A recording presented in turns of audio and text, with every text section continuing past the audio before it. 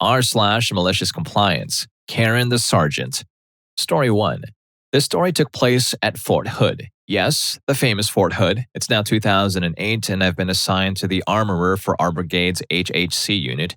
HHC stands for Headquarters and Headquarters Company, basically. It's the platoon that runs the regular day-to-day stuff such as troop management, ordering new supplies of various natures, and of course, equipment management. At least that's how I saw it. As an armorer, I basically look after the various weapons and sensitive equipment an army unit might have. I'd been working at this unit for a few months and quickly acclimated. We had an awesome command team, amazing sergeants, and the troops were all pretty amazing at their duties. I was one of the only lower enlisted military police in the unit due to my arms room schooling. But in general, it was not that big of a deal to see a specialist in charge of a section quite literally worth a couple $100,000 to $1 million in equipment. It took me a while, but I had built up a decent standing with several of the higher-ups through a positive work ethic and my get-it-done mentality. Well, back then, I was a bit of a partier and was more or less welcomed with open arms. Now, I had a good couple of months there before she walked in, and for the sake of the story, I'll not refer to her by my special nickname. Instead, let's just simply call her Karen. You'll learn why in a bit. Now, Karen was originally from Brazil and spoke with a very strong accent, which was kind of endearing. She also had recently reclassed, meaning she was originally a forklift operator, but the promotion points for that military occupational specialties, MOS, were too high, so she transferred to supply. Initially, she came off as intelligent, yet friendly. I had even formed what I thought was a strong friendship at this point. Before she was promoted, we'd regularly hang out after hours, we'd go to lunch, get groceries, study for boards, and even have the occasional movie night.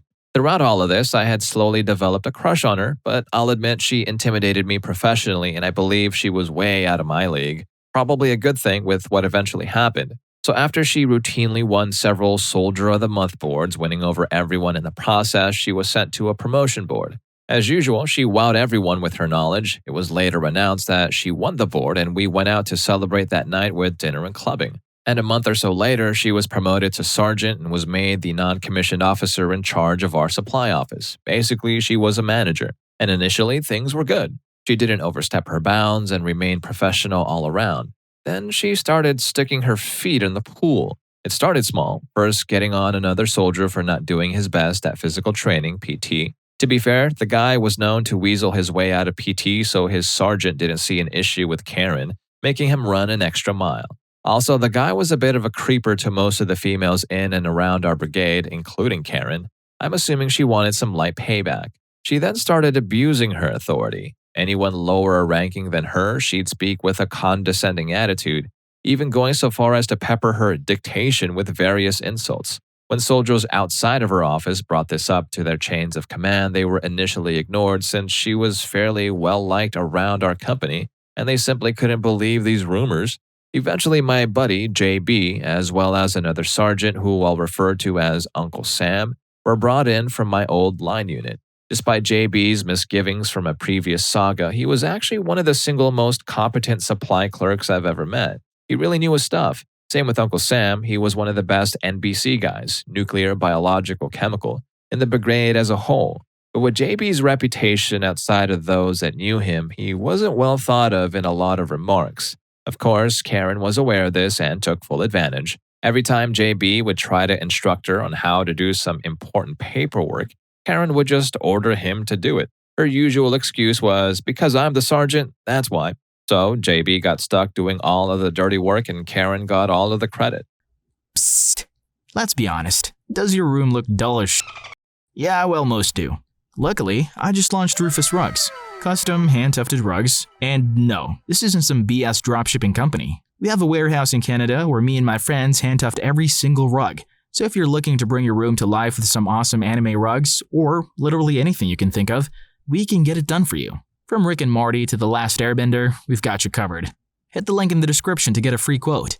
Of course, Karen got praised for her work ethic and professionalism outside of the HHC, but everyone slowly learned that Karen wasn't as up to snuff as she made herself out to be, yet her arrogance continued to grow. During all of this, Karen had formed a relationship with another female in the unit. She was the command sergeant major's driver, so for this story, I'll refer to her as Wheels. I don't have a problem with LGBT. I even experimented at one point, but being gay in the military was a huge no-no back then and subject to separation under the Uniform Code of Military Justice, the UCMJ. Basically, don't ask, don't tell. Wheels had a lot of bad luck with relationships. I won't go into details and simply state she sure knew how to pick 'em. Her relationship with Karen was no different. Out in the open, they'd regularly flirt for all to see, even in front of senior leadership, but behind closed doors, they were super toxic for each other. Our company leadership was pretty lenient. We all knew who was with who, more or less, and everyone respected the don't ask, don't tell orders. More or less, if you could pull your weight without letting personal drama get involved, no one cared. Of course, Karen openly flaunted this. Her ego had begun to grow. Around this time, I'd become a regular target of hers. As I was the armorer, I technically fell under her, and after we had a disagreement over how she'd been treating people, she began to treat me rather harshly.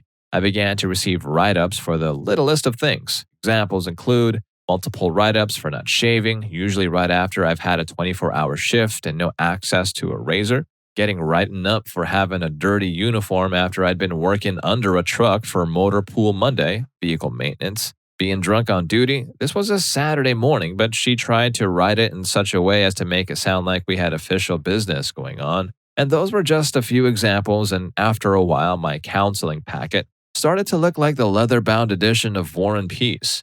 Anytime anyone asked about me, my work ethic was slammed and I was made out to be lazy. Even sergeants who'd previously worked with me began to believe Karen's stories, but there were a few who had my back. It wasn't long before Karen began to overreach her limits, though. Uncle Sam began to feel her wrath as she began to try and badmouth him, but his seniority and reputation around the brigade as a whole kept him afloat.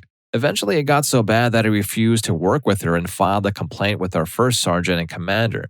Our first sergeant, whom I dubbed the Shield, didn't want any fighting within his company and more or less told them to play nice. She then started butting heads with another NCO, our chaplain's assistant, who was a whole rank above her. The chaplain's assistant, who I'll refer to as the Paladin, had become a close friend of mine after I'd started seeking counseling with him and our chaplain. He was originally an infantryman with 2 tours under his belt, and the chaplain was formerly Special Forces, believe it or not. Both of them were 2 of the calmest people I'd ever meet. But at the same time, they were the last 2 you'd want to mess with professionally and privately. They were 2 of my biggest supporters back then, outside of JB and Mamasaurus. The other 2 became a surrogate family to a lot of us, even bringing us home-cooked meals on occasion. During one of my sessions with the chaplain, Karen came barging into the main office. She began to demand the chaplain to release me so I could stop wasting her time. She and the Paladin began to have an increasingly loud dispute over this, which ended with the Paladin telling Karen she could either leave his office through the door or the window in the next 10 seconds. Karen ran off to the Shield to report the threat. The Paladin and Chaplain each stated their side of the events, and Karen was verbally reprimanded. After the reprimanding, Karen counseled me for wasting her time and tried to bar me from the Chaplain's office, but was again reprimanded. These were the first negative remarks Karen had ever received in her career up to this point, and they did not sit well with her. Now, this is the part where the malicious compliance came in. While collecting my keys one day, Karen asked to take a look at some of the paperwork. I really didn't think anything of it and opened my arms room up for business. When she returned the paperwork, I took a look at it and noticed that it was missing several important stamps. Upon further investigation, I found that her name had been added to all of the important paperwork. You see, when you work in an arms room, you need at the minimum several levels of security clearance as well as company orders and a bunch of other important paperwork. When I asked her about it, she said, "It's none of your business." She had forged government documents. When I further informed her of the trouble she could get into, I was further told, "You're not the NCO, I am. Now get back to work." So that's what I did. About a month and a half later, I was on leave and home in Washington State for my little brother's wedding. About 3 days into my leave, I received a text message from my then platoon sergeant, who I'll refer to as Big Sis, stating not to give Karen my PIN. I didn't think anything of it at first, but then I received a very angry call from Karen. It went roughly like this. Me. "Hello? Karen. Is that how you answer the phone when I call?" Me. "Sorry, Sergeant. How can I help you?" Karen. "I need the PIN code to the arms room." Me. "I can't give that to you. It's against federal regulations." Karen. "Then you need to come back ASAP. Me. "That's not going to happen either." Karen. "Then I'll have your rank." She then hung up on me. Having an idea of what happened, I called Big Sis and asked her what happened. Stifling a giggle, Big Sis told me she'd tell me when I get back and to enjoy my vacation. I proceeded to receive 3 more phone calls from Karen, each more threatening than the last. I returned 13 days after the call and got an earful from both Big Sis and the Paladin. Apparently, while I was on leave, the Shield wanted to get some serious weapons cleaning done and had Karen open up the arms room. Since she did not have a pin for the alarm, the MPs were notified. They asked her for the paperwork and she provided the documentation she had rewritten. They quickly pointed out all of the issues I had pointed out almost 2 months earlier. She got reamed by the Shield and tried to pass the blame on me for not informing her of the issues. The Shield informed her that this was all on her. Despite the seriousness of all of this, she had only received negative counseling. This was her first official one. In her mind, it was all my fault. After I got back, she doubled down her efforts to ruin my career and what little reputation I had left, but she got what she deserved in the end. Story 2. r/MaliciousCompliance. Catman vs. Karen. Awning of Justice. So about 4 years ago, I decided to go small and got a 29-foot fifth wheel for my 3 cats and myself, and got lucky enough to find a spot in a park that was basically perfect for us. Pretty much anything I needed was within walking distance or a 5-minute drive, and my cats were allowed to run around on the provision that they had access to an outdoor litter box that I would maintain in my space, and that they didn't cause any problems with noise, fighting with other cats, etc. The rent was reasonable and fixed for 2 years with all utilities included except electric, so honestly, I was thrilled. About a year and a half went by and all seemed well until one evening I returned home from work to find a note taped to my door. I unfolded it to find that a complaint had been made against my cats to park management, and I needed to come into the office to have a talk about some things. This was my first note from management in my time there, and my only real interaction with them had been the occasional wave as I passed by the office or the monthly rent payment ritual. It was already 6:45 in the evening, so I decided to wait until the next morning. In the interest of avoiding further complications, I brought my boys inside for the night and settled into bed around 11 o'clock. I woke up around 8:15 in the morning to someone pounding on my door. It actually loosened the hinge pin on my interior door handle, and I opened it to meet Karen. I say this because not only did she truly embody the very essence of Karenhood, but it was also her name. Me, bleary and barely awake, says, "Can I help you?" Karen, on what I can only presume is her 5th bottle of cold brew coffee. "Hi, I'm Karen, the new park manager, and we need to have a talk about your cats, okay?" She was literally saying, "okay," like a lot. Me, "Yeah, I saw your note, and I was planning to come by when I got up." Karen, "Well, the office has been open since 7, so I just thought you were avoiding me." Me, "Well, I typically work nights, so I'm not usually up at 7. Karen, "Oh, so you're the roll out of bed around noon type then?" Now, this sounded incredibly condescending, whether it was meant to or not. Me, usually closer to 10, but I'm awake now. Let me throw on some people clothes and I'll be right over, okay? Karen nodded awkwardly, probably realizing for the first time how ridiculous she sounded, and walked back to the office. Now, I am not a morning person, as due to some medical issues that I won't go into here. I have a bit of a pill ritual that requires food and lots of water, or I spend the day in bed or the restroom. Figuring this wouldn't take too long, I popped in a coffee pod while I got dressed and fed the boys, then strolled to the office with a cup in hand, but no food, water, or pills in my system as of yet. Karen, "I was about to start thinking you'd gone back to sleep." It had only been 15 minutes maximum since she had left, 20 since she had awakened me. Me, "Oh, I'm sorry. I had to feed my cats and wake up a wee bit." Gestures with the mug. "Now, what can I do for you?" I worked in bars for almost 2 decades, so I'm putting on my diplomatic conflict resolution hat to start with. Karen, "Well, your cats are the issue that we're here to discuss. We've had some complaints that they've been harassing some of the other guests as smaller animals, and people have said they've seen animals pooping under your trailer, which is a violation of the space rental agreement." Me, "Oh, wow, I'm sorry to hear that they're attacking other animals. I didn't think they were aggressive like that.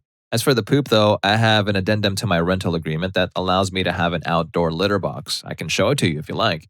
Karen, No, I know what your agreement is, but that's up in 6 months, so I think it's time we renegotiate again the terms." Me, So basically, we're talking about changes that need to be made by the time this lease is up, and you're being a champ and giving me a 6 months heads up? Cool. This is not what she was trying to do, but, again, diplomacy. Karen, yes, that's the gist of it, yes. 15 minutes and several mk's later, I walked out of the office with a horrible stomach ache and a few pieces of important information. 1. An outdoor litter box would be permitted as long as it was enclosed and not under my trailer. 2. Permanent or freestanding enclosures are not allowed.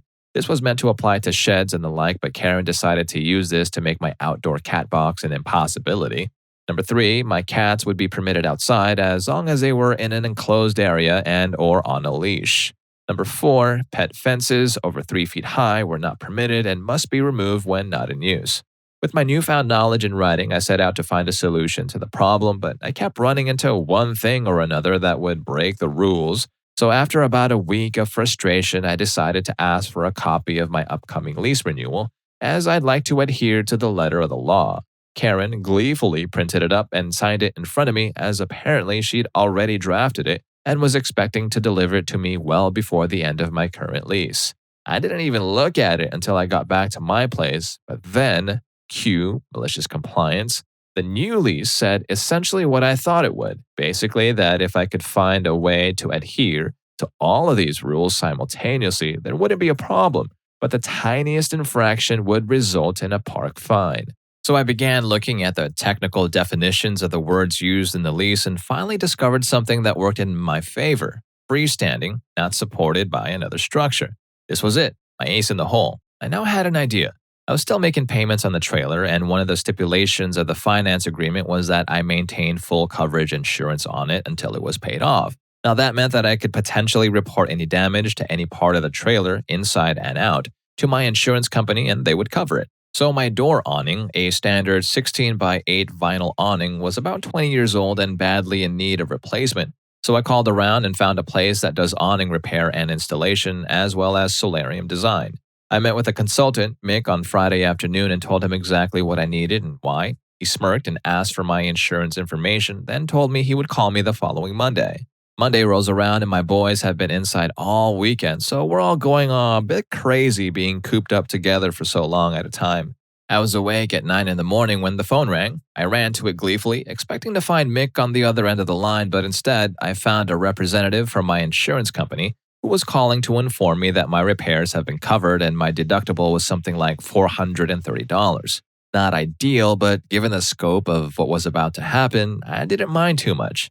I went to the office and told Karen's husband that I was having my awning repaired and was just waiting for an installer to call me. Fast forward 10 days, Karen and Dave went out of town for the weekend, so while they were gone, Mick and his crew spent 9 hours over 2 days putting up an absolutely gorgeous screened outdoor dining enclosure with a snap-on canvas outer shell, and the whole thing was supported by the awning bracket and a cleverly designed series of poles that made certain that there was no way it could be interpreted as freestanding or permanent, and since it was definitely not a fence and completely enclosed the outdoor litter box, I had complied with the letter of the law. Now, I preferred to be on the side of caution, so I also implemented a contingency plan. I have a particularly crafty friend who enjoys a challenge and was very much in the spirit of what I was trying to do, so he helped me build a 10x7 interior wood enclosure that used the poles for the side screen wall of the awning extension as its primary support, so again, not freestanding. We also isolated a path between the RV door and the enclosure door, as well as blocked off the undercarriage to help corral the cats. Sunday evening, Karen comes home to find this classy fumigation tent attached to my RV and, as expected, throws a fit. She comes stomping over but can't find the door flap, so she walks back to her car, drives over, and starts honking her horn until I come out. Mind you, I'm sitting about 15 feet from her inside the enclosure, calmly smoking a cigarette and petting one of my cats. I let the honking go on for about 30 seconds. As predicted, she started screaming at me about how this was clearly a violation of the lease, but I spent the next 15 minutes showing her exactly how it was not in any way, and since the lease made no distinction as to what I could do but focused rather on what I could not do, size restrictions, etc., there was no language indicating that I had done anything wrong. Karen then tried to claim that the lease agreement was 6 months out and could still be changed, at which point I pulled out the signed copy she gave me and showed her that I had signed and dated it the day she gave it to me. She then tried to argue that I had forged her signature and created the document myself. I then informed her that I had sent a copy of the document to my insurance company a few weeks prior, and we were both in the office under the surveillance cameras when she printed, signed, and handed it to me. They still have one of those old 4-panel black and white surveillance systems, and the monitor is on the counter in the office, right underneath the camera covering the entire office. Now, I can't remember what happened next exactly, but I do know that Karen tried to remove the non-load bearing screen wall that isolated the door pathway and ended up getting stuck in the screen, breaking the frame, falling over, and threatening me with a lawsuit, at which point my neighbor came over and stated loudly through the enclosure that it wasn't soundproof, and he'd heard everything that happened. Bob, I could kiss you if you weren't so weird and gross. In the end, I got to keep my enclosure, and several other people in the park noticed my solution and did the same thing as quickly as possible. Within the next few months, I became something of a hero to some of the longtime residents of the park because apparently I wasn't the only one being harassed. I was just the first one to find a solution. Oh, as it turns out, the complaint was made by Karen to herself because she wanted to let her small dog run around but couldn't stop him from chasing cats.